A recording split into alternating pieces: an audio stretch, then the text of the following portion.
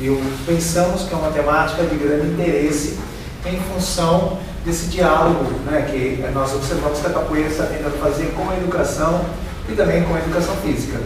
E a ideia da composição dessa mesa e da apresentação de diversos posicionamentos é justamente para suscitar um debate, para que a gente pudesse, né, refletir sobre outras questões. Diante disso, obviamente, né, vocês sabem que eu não sou capoeirista, né, eu tenho uma experiência com a capoeira que, no decorrer da minha fala, eu pretendo narrar para vocês, porque a capoeira nos ajudou a pensar também um dos elementos que a gente considera relevante no trabalho pedagógico, né? Então, eu posso dizer que uma parte do que a gente vem pensando da educação e do ensino, né, na escola tem uma influência interessante da capoeira, né? Mas no momento adequado a gente vai mencionar. Pensamos em abordar os seguintes, né, tópicos, bem rapidamente, né? Discutir rapidamente a função social da escola, discutir um pouquinho essa noção de práticas corporais, e aí pensar na função da educação física e depois no lugar da capoeira na escola. Por último, né, uma lâmina que não está aqui no nosso plano, mas está fora da discussão, eu vou apresentar para vocês um incômodo, né, que nós temos com essa questão, né, da relação capoeira, escola, educação e educação física. Tá? Então, acho que a gente precisa pensar um pouquinho, né, porque já que inclusive o professor Jorge apresentou para a gente uma pesquisa abordando a questão do tempo, né, muitos de nós às vezes estamos presos na escola do passado e, portanto, na sociedade do passado, né? Muitos de nós aqui olham para a escola do passado e pensam que a escola do passado é a escola do presente. Então, olha lá, alguns de nós estão olhando para a escola do presente, estão pensando que a escola do presente tem o mesmo compromisso que tinha a escola do passado, que era formar um determinado grupo social bastante restrito, bastante elitizado e que proporcionava a escola como direito para poucos, sempre qualificando cada vez mais esses poucos. Não, vocês vão dizer, né, quem pensa dessa maneira vai acabar dizendo que a escola de antigamente que era boa, porque na escola de antigamente só passava quem sabia, né? Esse tipo de postura, gente, remete a uma escola do passado, a uma sociedade do passado.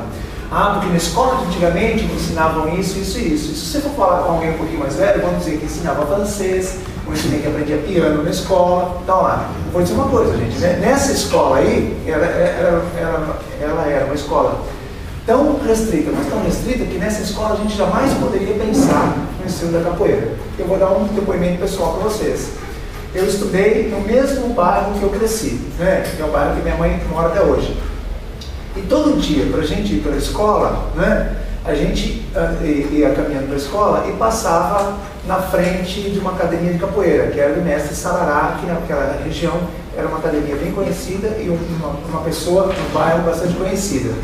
Só que nessa escola que eu estudei até a 8ª série, nós nunca ouvimos falar de capoeira dentro da escola. Então eu ia e voltava, todo dia eu passava na frente de uma academia, mas nunca se falou de capoeira nessa escola. Então, lá, essa escola do passado, ou seja, eu fiz a escola há 40 anos atrás. Essa escola do passado é uma escola que estava comprometida com outras coisas, que obviamente não passavam pela discussão que hoje a gente está tendo aqui, tudo bem? Essa escola do passado, gente, ela não dava espaço para uma coisa muito importante, que foi mencionada também pelo professor Jorge, né, nas entrelinhas, que é a preocupação de trabalharmos o currículo com elementos culturais que pertencem a outros grupos sociais. A escola do passado estava comprometida com os elementos culturais da tradição europeia e também, né, alguma influência da tradição estadunidense. Quando a gente vai olhar para a configuração da sociedade brasileira do passado ou atual, a gente constata uma configuração multicultural. Por isso que hoje é uma força muito grande para que conhecimentos que estavam do lado de fora, justamente porque pertenciam a grupos com menor visibilidade social ou com menos poder, e para que esses conhecimentos agora componham a experiência escolar. Nós pensamos que as crianças, jovens e adultos, ao atravessarem o percurso escolar e ao conhecerem e analisarem, né, com mais criticidade os movimentos que acontecem do lado de fora da escola, os movimentos que acontecem na sociedade, e os saberes que diversos grupos sociais produzem, nós pensamos que vamos construir, né, uma sociedade menos desigual, porque as pessoas vão, né, conhecer, saber, ter contato, reconhecer as próprias identidades já dentro do percurso escolar. A sociedade, a escola do presente, ela tenta estabelecer vínculos mais próximos com a configuração social que nós temos, né? Então, hoje nós estamos defendendo, né, a partir daí, uma escola que tenha um intercâmbio próximo, né, um intercâmbio intenso, um intercâmbio forte com a cultura. E aí a cultura, nós estamos pensando na cultura como toda a produção de significados. Saber jogar bolinha de gude também é cultura. Saber brincar, né, de roupinha, de boneca, também é cultura. Saber noções elaboradas de matemática, isso também é cultura. Cada vez que você vê assistir uma televisão, cada vez que você vê uma brincadeira, cada vez que você vê uma dança, você está interpretando, está analisando, está negociando significados, você está nesse processo de produção cultural. O que qualquer escola faz? A escola seleciona uma parcela da cultura e coloca dentro do seu currículo. Qualquer processo de seleção de cultura, gente, vai ser um processo arbitrário. Alguém vai dizer, isso deve estar e isso não deve estar. Quando a gente pensa na escola do presente, a gente pode dizer que essa escola do presente, ela está com, né, critérios de seleção de conhecimentos, critérios de seleção sobre práticas, critérios de seleção de cultura um pouco mais abertos, um pouco mais democráticos que a escola do passado tinha. Volto ao meu exemplo, né? Eu fui um professor que na escola trabalhou com a capoeira, mas fui um aluno que na escola não pôde ver capoeira. Então, nós estamos percebendo que a escola vem um processo de democratização daquele procedimento de seleção da cultura e de trazer a cultura para dentro da sua experiência. É nesse ponto, né, gente, que a gente vai entrar aqui num item importante. Se a escola seleciona uma parte da cultura e traz essa cultura para dentro, né, dos seus muros, essa escola também vai fazer uma parte, né, vai trazer uma parte da cultura mais ampla, que é a chamada cultura corporal.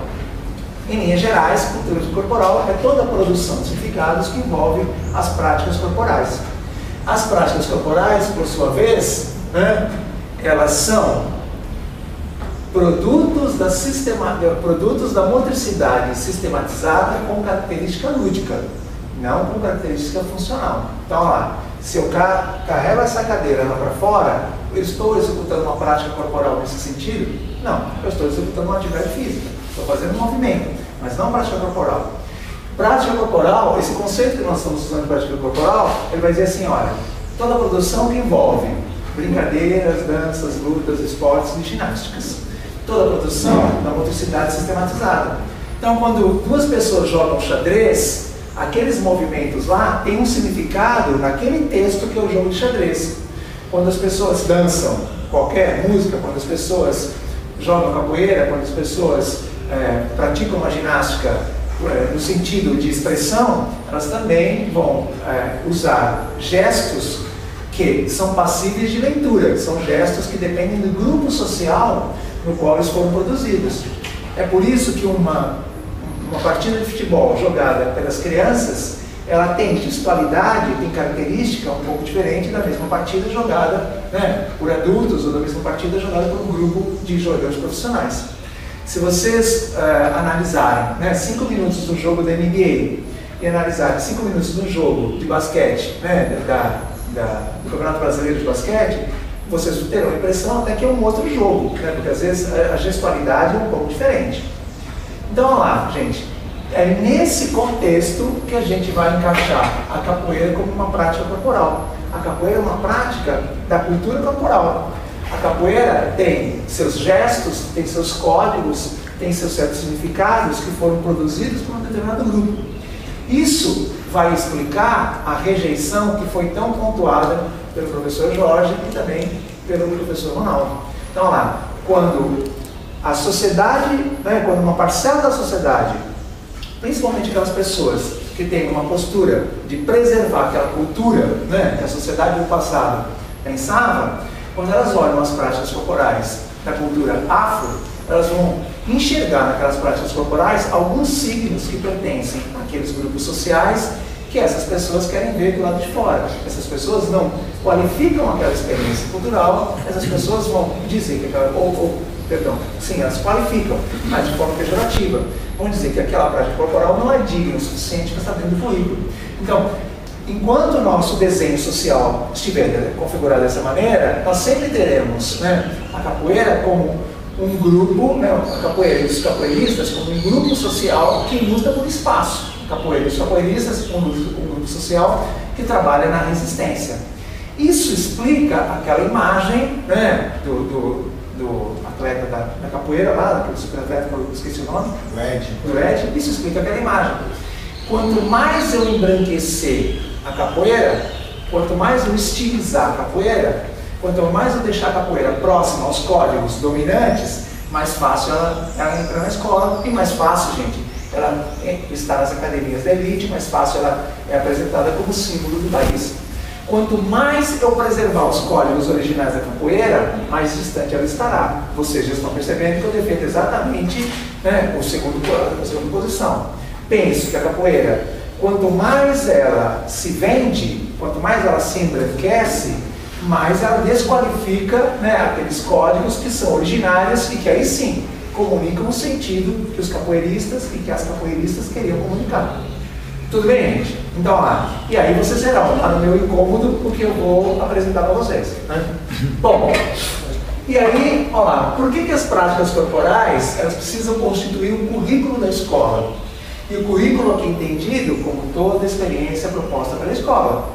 As práticas corporais elas são uma parte da cultura. À medida em que essas práticas corporais aparecem no currículo, e eu trabalho essas práticas corporais no currículo, eu ajudo as crianças, jovens e adultos a entenderem essas práticas corporais do lado de fora da escola. Então, lá, ao não ter capoeira na experiência escolar, ou ao não ter truco na experiência escolar, ou ao não ter, né, jogo de cartas na experiência escolar, nem videogame, eu impeço que uma parte, né, daquelas crianças, daqueles jovens, daqueles adultos, entendam essas manifestações do lado de fora.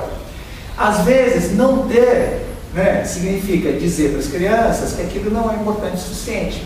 À medida em que aquilo aparece, gente, à medida em que, no caso específico da capoeira, que a estética da cultura negra aparece dentro da escola, eu estou dizendo para as crianças que aqueles saberes são relevantes, que aqueles saberes são importantes e que aquelas identidades que estão sendo ali trabalhadas, elas constituem a cultura mais ampla, elas constituem o nosso grupo social, elas nos ajudam a enxergar e a entender esse mundo em que vivemos.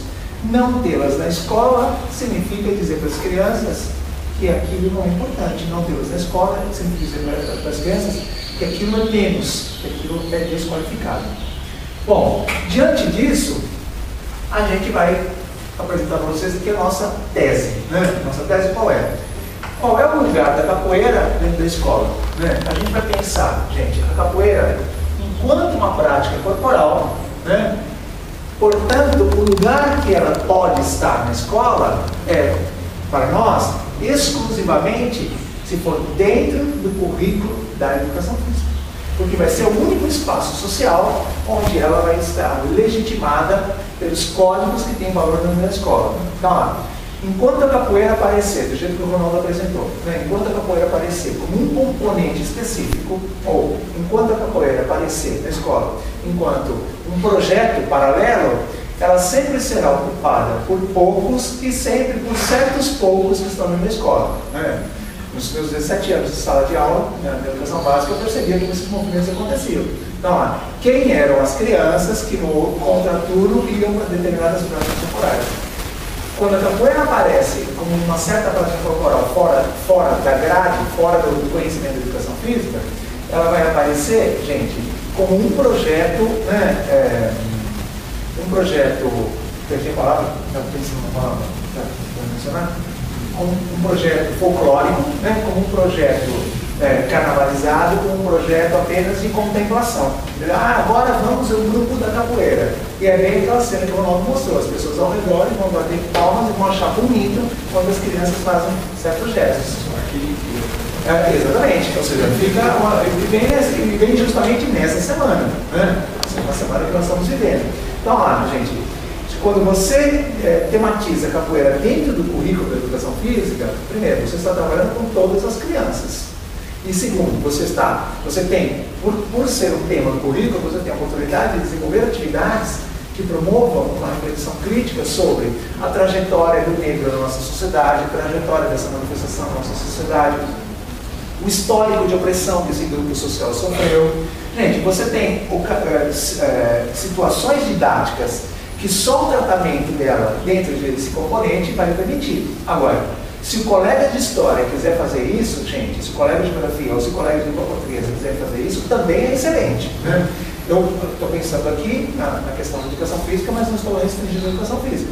Então, lá, eu me posiciono contrário à participação da capoeira, da transformação da capoeira em um componente específico, ou seja, vai ter uma disciplina chamada capoeira, penso que isso não qualifica a capoeira, ou o trabalho da capoeira como projetos paralelos, extracurriculares, etc.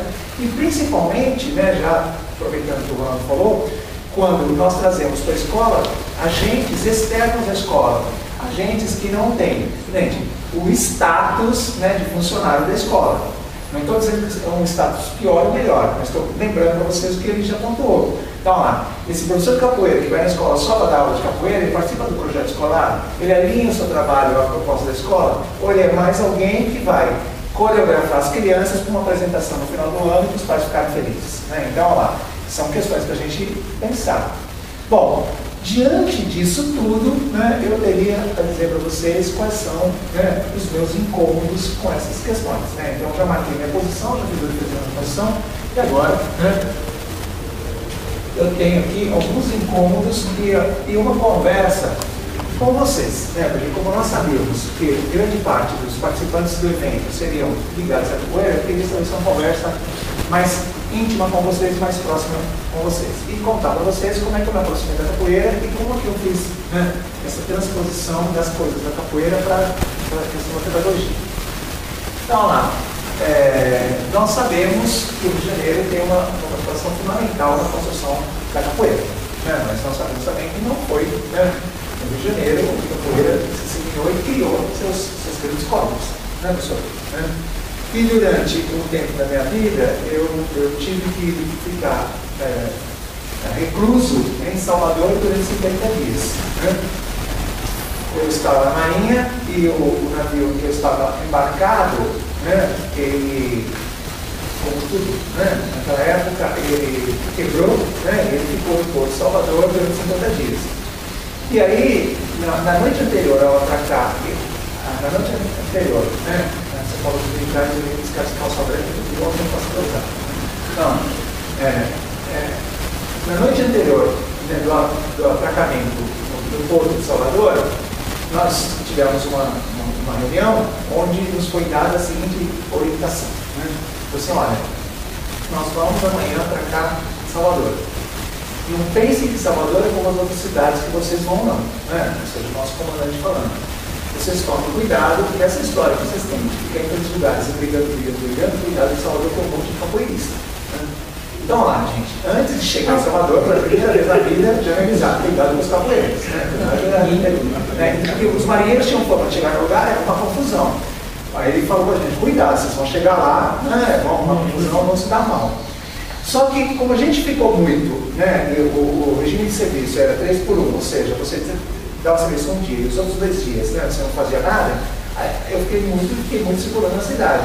Então, eu tive chance de conhecer diversos espaços, estou falando de 1984, né, gente? Eu tive chance de conhecer diversos espaços e constatar como é que se dava o processo de aprendizagem da capoeira em Salvador naquele momento. E aí, de lá para cá, eu tenho ficado cada vez mais triste quando eu vejo o que vem acontecendo com a capoeira. O que vem acontecendo com a capoeira é um processo, como é que eu venho, de embranquecimento do ensino da capoeira. Vou dar um exemplo que foi citado pela professora Thaís. Lá pelas tantas, a professora Thaís falou assim, conteúdo. Então, lá, o conteúdo da aula. Então, lá, a didatização da capoeira. Gente, nessa minha breve experiência de campo, em contato com a capoeira, eu percebia que a aprendizagem da capoeira se dava nas praças, nos lagos, na rua, jogando capoeira. Ou seja, não havia uma aula formal de capoeira. Naquele momento não havia aquilo, né, que eu critico na postura do mestre Pastinha, que ele sistematizou o ensino da capoeira. Né? Segundo Roberto da Mata, as pessoas que estudaram o assunto. Então, olha lá, a capoeira é ensinada a partir do jogo no meio da rua, na praça, no largo, né, numa feira. Qualquer pessoa que estivesse ali podia entrar na roda, podia tentar copiar o outro, podia se apropriar daquilo outro, né? Quando nós temos, né, uma certa corrente da capoeira que vai didatizando, que vai criando método, que vai criando sequência, que vai criando um processo pedagógico para ensinar os golpes, nós vamos ver dentro da capoeira, né, um movimento de tentar qualificar a capoeira, mas jogando pelas regras dos outros. Entendeu? A partir do momento que você, para se tornar reconhecido, joga pelas ideias dos outros, você sempre vai ser subalternizado, você nunca vai ser como o outro. Então lá, nós conhecemos professores de capoeira que têm escrito livros que estão dizendo, que estão fazendo relações entre a capoeira e a psicomotricidade, a capoeira e o desenvolvimento motor, a capoeira e a aprendizagem motora. Gente, esse processo só vai levar à desqualificação da capoeira, à descaracterização da capoeira, né? E, porventura, dos seus capoeiristas. Não à toa que aquela identidade reconhecida da capoeira, como o professor falou, quem são os professores que são mais bem-sucedidos, que são os exaltados? São aqueles que se parecem mais com a norma hegemônica, né? Aqueles, né, que têm as características do grupo social que produziu a capoeira e que segue ensinando as capoeiras nas periferias das grandes cidades. Esses professores, esses não são exaltados, esses não aparecem, né? Esses aí não são os bem-sucedidos. Então, um primeiro incômodo é isso, né? Ou seja, convidando vocês, né, a retomarem os processos de ensino originários da capoeira. A retomar, gente, a pedagogia africana, que é uma coisa que a gente pouco pensa, pouco estuda, pouco quer saber, né? Porque as propostas pedagógicas que nós temos majoritárias na educação física são europeias. É o tal aquecimento, parte principal e parte final, são as tais sequências. Gente, você tem uma influência, né, alemã, você tem uma influência de Herbert, né, que é um filósofo alemão que construiu uma certa pedagogia tradicional no ensino da capoeira. Então a capoeira, ao ser pedagogizada, a capoeira, ao ser transformada, né, numa experiência, numa prática corporal, como as outras, ela vai perdendo cada vez mais essa sua característica. É óbvio que vocês vão dizer, se você hoje é professor, né, de capoeira, ou mestre, e se você já teve um processo de ensino baseado nessa maneira, vai ser difícil você, né, buscar as origens. Eu te convido a buscar as origens para fazer isso, né? Ou seja, que você desvirtue e transgride o modo que você foi ensinado e você recupere o modo original de se ensinar capoeira, né? Que fugia, obviamente, do processo, né, pedagógico do jeito que a gente entende hoje dentro da educação e dentro da educação física. Daí, né, gente, olha lá, defender o seguinte, apesar dos nossos conselhos, né, apesar dessa luta digna que a capoeira tem batendo, penso que a capoeira tem que ir na direção contrária. Ou seja, não pensar que o professor de educação física qualifica a capoeira. Inúmeros autores dizem que depois que o professor de educação física entrou nas práticas corporais, essas práticas corporais só foram de mal a pior, né? Então, lá, a presença do professor de educação física, a presença do conhecimento acadêmico da educação física dentro do futebol, alguns autores vão dizer, gente, que isso piorou o futebol. Então, piorou o que a gente chamava lá nos anos 50, né, futebol arte. De vez em quando eu falo com os meus colegas, né, gente, que houve uma geração aqui no Brasil inteira, né, bem sucedida de futebol, que não tinha nenhum professor de educação física na comissão técnica, como não? Porque como a gente aprende a valorizar tanto o conhecimento acadêmico, a gente pensa que é o conhecimento acadêmico que vai melhorar as coisas. Então, penso que não seja isso. Penso que a capoeira tem que fazer a sua luta, tem que continuar lutando, se separar da educação física e não pensar que o professor de capoeira precisa ser professor de educação física.